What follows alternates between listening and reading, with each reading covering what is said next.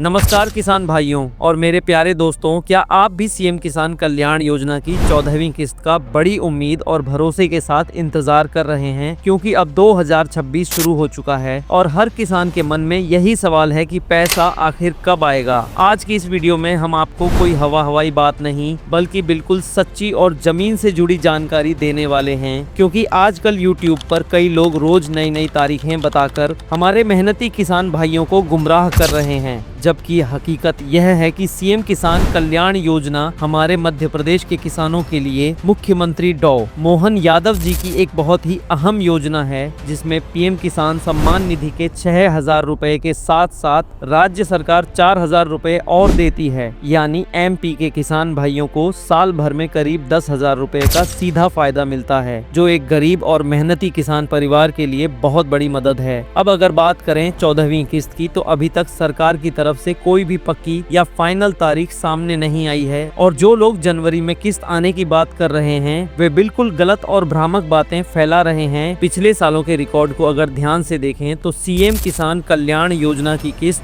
ज्यादातर फरवरी या मार्च के महीने में ही आई है और इस साल भी सबसे ज्यादा संभावना इसी समय की मानी जा रही है। इसलिए बिना किसी सरकारी आदेश या आधिकारिक सूचना के किसी भी बताई गई तारीख पर भरोसा करना सही नहीं है, क्योंकि हर बार जब तारीख गलत निकलती है तो सबसे ज्यादा नुकसान किसान का ही होता है। उम्मीद टूटती है और परेशानियां बढ़ जाती हैं। इसलिए हम आपसे साफ कहना चाहते हैं कि जब भी कोई पक्की जानकारी आएगी वही आपको सही तरीके से बताई जाएगी। अब बात करते हैं कि इस योजना का लाभ किन किसान भाइयों को मिलेगा। तो भाइयों, इसका फायदा सिर्फ मध्य प्रदेश के उन्हीं किसानों को दिया जाता है जिनकी केवाईसी पूरी है और जिनका रिकॉर्ड सही है। आपने खुद देखा होगा कि पीएम किसान योजना में जिन किसानों की केवाईसी अधूरी थी उनका पैसा रोक दिया गया था। सरकार अब साफ तौर पर यही चाहती है कि योजना का लाभ सिर्फ असली और मेहनती किसानों को ही मिले। इसलिए अगर आपने अभी तक अपनी केवाईसी पूरी नहीं कराई है तो जल्द से जल्द करा लीजिए, नहीं तो किस्त अटक सकती है।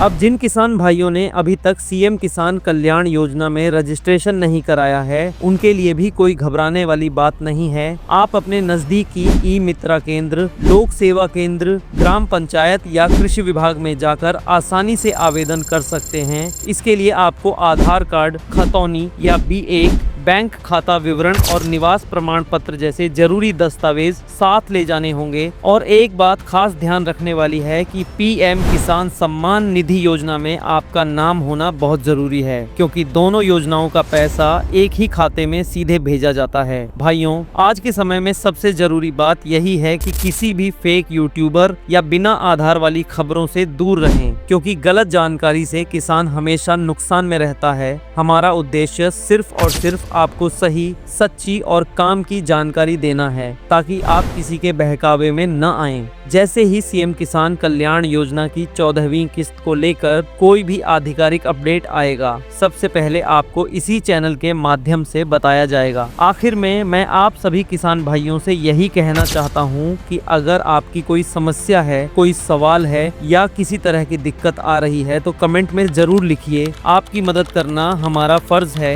इसलिए हमारे चैनल को सब्सक्राइब करके हमारे चैनल से जुड़े रहिए, सही जानकारी पाते रहिए। धन्यवाद और जय किसान।